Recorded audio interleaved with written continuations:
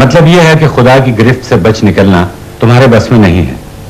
جس باز پرس کی تمہیں خبر دی جا رہی ہے اس کا وقت آنے پر تم خواہ کسی جگہ بھی ہو بہرحال پکڑ لائے جاؤ گے. اس سے بچنے کے لیے تمہیں خدا کی خدائی سے بھاگ نکلنا ہوگا اور اس کا بل بوٹا تم میں نہیں ہے. اگر ایسا گھمنڈ تم اپنے دل میں رکھتے ہو تو اپنا زور لگا کر دیکھ لو. اور یہ کہ ہم نے آسمان کو ٹٹولا تو دیکھا کہ وہ پہرے داروں سے پٹا پڑا ہے اور شہابوں کی بارش ہو رہی ہے. اور یہ کہ پہلے ہم سن گن لینے کے لیے آسمان میں بیٹھنے کی جگہ پا لیتے تھے، مگر اب جو چوری چھپے سننے کی کوشش کرتا ہے وہ اپنے لیے گھات میں ایک شہاب ثاقب لگا ہوا پاتا ہے. شہاب یہ ستارے بہت چھوٹے چھوٹے ہوتے ہیں جو صرف مرتے وقت نظر آتے ہیں. ان کی رفتار تقریباً 12,000 میل فی دقیقہ ہوتی ہے، یعنی بندوق کی گولی سے 100 گنا زیادہ، اور زمین کے ارد گرد صرف 2.5 گھنٹے میں چکر کاٹ سکتے ہیں. یہ چھوٹا سا ستارہ بے نور ہوتا ہے. اس میں سورج سے روشنی حاصل کرنے کی استعداد نہیں ہوتی. جب یہ چلتے چلتے کہیں زمین کے قریب آ جاتا ہے تو زمین اسے کھینچتی ہے. نتیجتاً یہ کرہ ہوا میں نہایت تیزی کے ساتھ گزرتا ہے اور خاکی ذرات سے رگڑ کھا کر پہلے گرم اور مشتعل ہو جاتا ہے. اسے آگ لگ جاتی ہے اور گیس کی صورت میں تبدیل ہو کر ہوا میں پریشان ہو جاتا ہے. یہ ہے حقیقت شہاب کی. بندوق کی گولی نکل کر سامنے کی دیوار سے ٹکراتی ہے. اگر آپ اس گولی کو ہاتھ لگائیں تو گرم پائیں گے. یہ گرمی خاکی ذرات کی رگڑ سے پیدا ہوتی ہے. شہاب کی رفتار چونکہ گولی سے 100 گنا زیادہ ہے، اس لیے ہم حساب کرنے کے بعد اس نتیجے پر پہنچتے ہیں کہ اس کا درجہ حرارت 10,000 سینٹی گریڈ تک پہنچ جاتا ہے، جو اسے پگھلانے کے لیے کافی ہے. اگر شہاب کی رفتار کم ہوتی تو وہ پگھل نہ سکتا. نتیجتاً ہم پر دن رات پتھر برستے رہتے، اس لیے کہ سینکڑوں شہاب روزانہ ٹوٹتے رہتے ہیں. اللہ کا کمال عنایت دیکھیے کہ ہمیں اس مصیبت سے محفوظ رکھا، ورنہ اگر وہ چاہتا تو شہابوں کی رفتار کو کم کر کے ہم پر اس قدر پتھر برساتا کہ ہم تباہ ہو جاتے. تم اپنے آپ کو محفوظ سمجھے بیٹھے ہو، لیکن اگر اللہ تعالیٰ آسمانی بلندیوں سے تم پر پتھر برسانا شروع کر دے تو تمہیں معلوم ہو جائے کہ اللہ تعالیٰ کے عذاب کی ایک صورت یہ بھی ہے. ہمیں سمندر کی گہرائیوں اور ایسی سرزمین سے جہاں انسانی قدم آج تک نہیں پہنچے فولاد کے کچھ ٹکڑے دستیاب ہوئے ہیں، جن کا معائنہ کرنے کے بعد ہم اس نتیجے پر پہنچے ہیں کہ یہ ٹکڑے شہاب ثاقب سے گرے تھے. ہوا میں ذرات کا موجود ہونا ضروری ہے. اول اس لیے کہ آفتاب کی حرارت کو صرف ذرات ہی قبول کر سکتے ہیں اور ہوا غیر موصل ہے، اور ظاہر ہے کہ حرارت آفتاب کے بغیر کوئی چیز نشو و نما نہیں پا سکتی. دوم اس لیے کہ بارش کی تکمیل ان ذرات کی بدولت ہوتی ہے. بارش کے قطرات 12 کے ساتھ مل کر زمین پر آ جاتے ہیں اور فضا میں کمی ہو جاتی ہے. اسی لیے اس کمی کو پورا کرنے کے لیے شہاب توڑے جاتے ہیں. اللہ اکبر! ربوبیت کی کیا شان ہے، تخلیق کا کیا نظام ہے، اور الہی رحمت کس کس رنگ میں ہماری پرورش کر رہی ہے. چند سال ہوئے کہ ایک ہواباز نے اپنا تجربہ یوں بیان کیا، سول اینڈ ملٹری گزٹ 8 جنوری 1939، کہ اس کا طیارہ کافی بلندی پر جا رہا تھا کہ اچانک پتھر برسنا شروع ہو گئے اور وہ واپس بھاگا. جب زمین سورج سے پیدا ہوئی تھی تو قدرے چھوٹی تھی. ان شہابوں کی بدولت جو کروڑ صدیوں سے ٹوٹ ٹوٹ کر ہماری زمین میں اضافہ کر رہے ہیں، قدرے بڑی ہو گئی. آپ کہیں گے کہ ایک چھوٹا سا شہاب زمین میں کیا اضافہ کر سکتا ہے؟ تو گزارش ہے کہ قطرے مل کر سمندر بنتے ہیں، اور شہابوں کی تعداد تو اس قدر زیادہ ہے کہ اللہ کے سوا کسی اور کو علم ہی نہیں.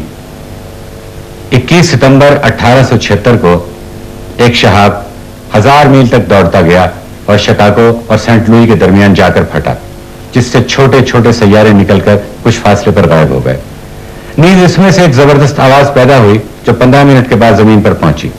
آواز 1 منٹ میں تقریباً 12 میل سفر کرتی ہے، تو گویا شہاب زمین سے 180 میل دور تھا. سر رابرٹ ایس بال LLD کہتا ہے کہ 13 نومبر 1866 کی رات کو 2 ستارے ٹوٹے جو پھٹ کر پہلے 4، پھر 8، پھر 16 اور پھر سینکڑوں کی تعداد تک پہنچ گئے. فضا روشنی سے جگمگا اٹھی. ایسا معلوم ہوتا تھا کہ آسمان پر آتش بازی ہو رہی ہے. یہ تماشا 3 گھنٹے تک جاری رہا. یہ منظر ہر 33 سال کے بعد آسمان پر نظر آیا کرتا ہے. 13 نومبر 1902 کو اس قدر شہاب بازی ہوئی کہ لوگ ڈر گئے تھے. 11 नवंबर 1932 को यह तमाशा मिस्टर किर्कवुड ने अफ्रीका में देखा था। मिस्टर वुड कहते हैं कि आधी रात के वक्त हबशियों ने शोर मचाया, बचाओ, मारे गए, दुनिया को आग सी लगी हुई है। यह तमाशा 33 साल के बाद 12 या 13 नवंबर की दरमियानी रात को हुआ करता है।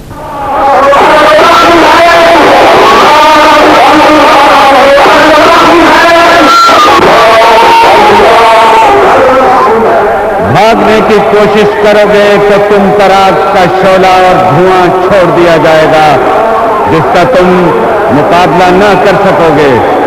फसाए जिनोइन, तुम अपने परवरदिगार की किन किन कुदरतों को झुठलाओगे। सावन के मौसम में हिमालय की तरफ निगाह उठाओ।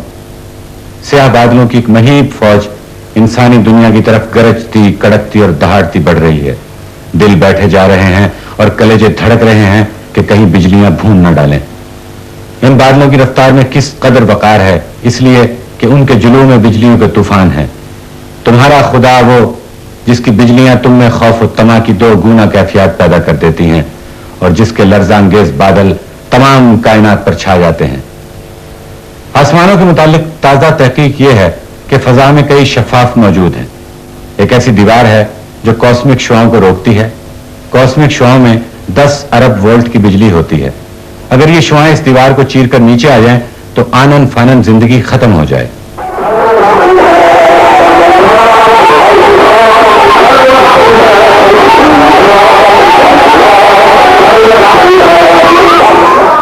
कोई क्या बनेगी उस वक्त जब आसमान फटेगा और लाल चमड़े की तरह सुर्ख हो जाएगा।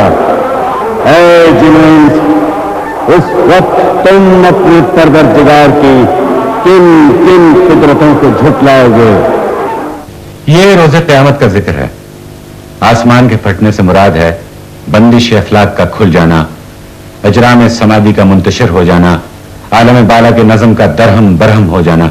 और ये जो फरमाया कि आसमान उस वक्त लाल चमड़े की तरह सुर्ख हो जाएगा, इसका मतलब यह है कि उस हंगामा अजीम के वक्त जो शख्स जमीन से आसमान की तरफ देखेगा उसे यूं महसूस होगा कि जैसे सारे आलम बाला पर एक आग सी लगी हुई है। यानी आज तुम क़यामत को नामुमकिन करार देते हो, जिसके मानी ये हैं कि तुम्हारे नजदीक अल्लाह ताला उसके बर्पा करने पर कादिर नहीं है, मगर जब वो बर्पा हो जाएगी और अपनी आंखों से तुम वो सब कुछ देख लोगे जिसकी तुम्हें खबर दी जा रही है, उस वक्त तुम अल्लाह ताला की किस किस कुदरत का इनकार करोगे।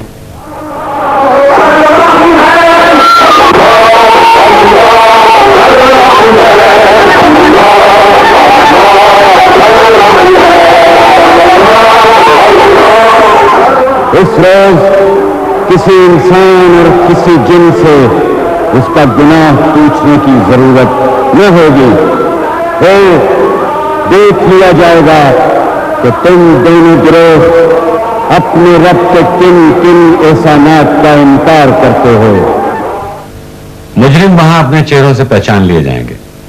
मतलब यह है कि इस अजीमुशान मजमा में जहां तमाम अव्वलीन व आखिरीन इकट्ठे होंगे, ये पूछते फिरने की जरूरत ना होगी कि कौन कौन मुजरिम है।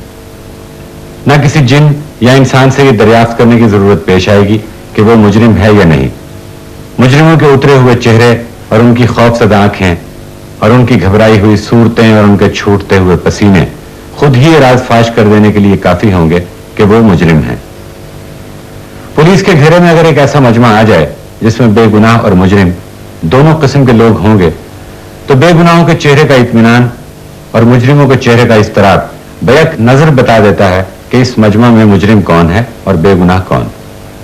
दुनिया में ये कुल्लिया बसा औकात इसलिए गलत साबित होता है कि दुनिया की पुलिस के बेलाग इंसाफ पसंद होने पर लोगों को भरोसा नहीं होता, बल्कि बारहा उसके हाथों मुजरिमों की बनिस्बत शरीफ लोग ज्यादा परेशान होते हैं।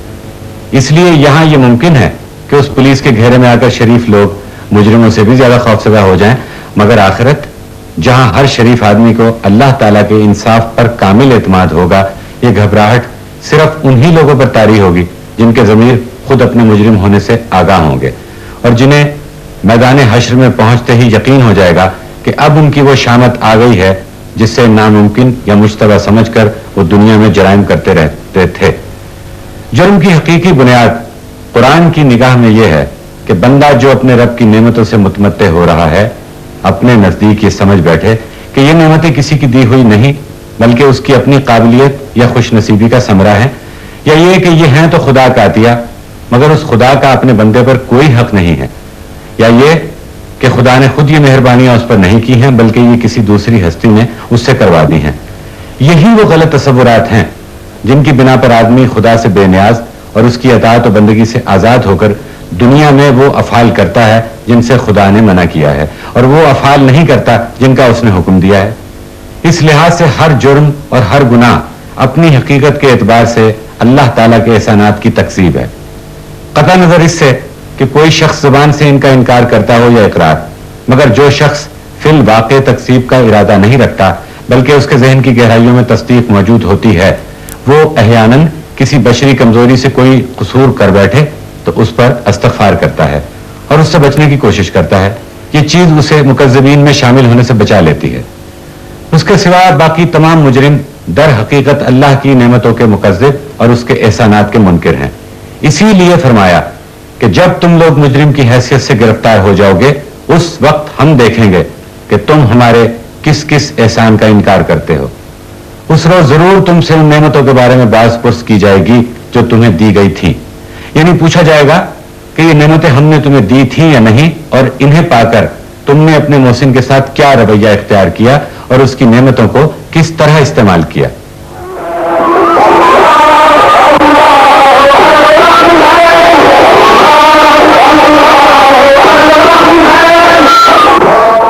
مجرم وہاں اپنے چہروں سے پہچان لیے جائیں گے اور انہیں پیشانی کے بال اور پاؤں پکڑ پکڑ کر گھسیٹا جائے گا۔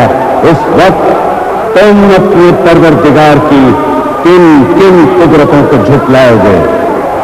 اس وقت کہا جائے گا یہ وہی جہنم ہے جس کے مجرمین